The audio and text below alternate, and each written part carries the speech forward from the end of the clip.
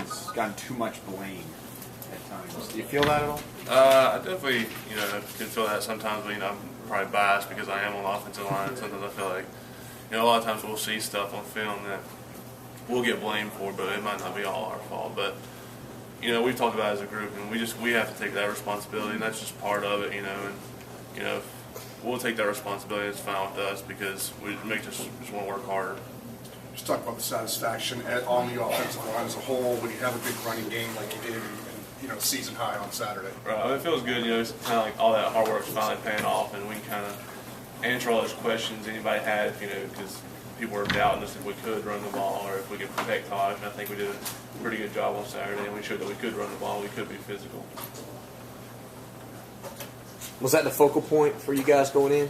Was trying to prove that point, maybe to yourselves or to right? To we talked about it offensive line, kind of prove that, and also take some pressure off Taj. And when you can run the ball like we did, I think it took some pressure off of him. So when we did pass, he wasn't as pressured. We weren't in third and long situations as much, and the defense didn't know we were passing for sure.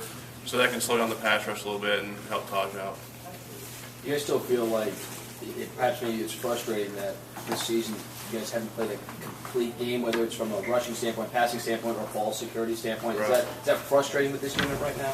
It's definitely frustrating, but we're always trying to improve. Even if we did play a really good game, there's really no such thing as a perfect game because there's always things you can improve on.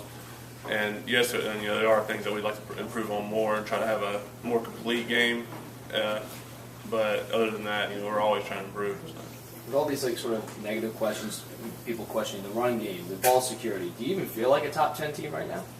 Honestly, not really, because there are a lot of questions, and I think we have the potential. That's really all it is right now is potential, because until the very end, nobody's really a for sure top 10 team because the rankings right now, they're starting to matter a little bit more. But it's like Coach Smith always talks about the rankings at the beginning of the season don't mean anything. It's all about where you finish. So that's what we're trying to accomplish and show people that we are a top 10 team, and we really want that to show, this month and now more than ever because it's starting to get towards the end where rankings do matter.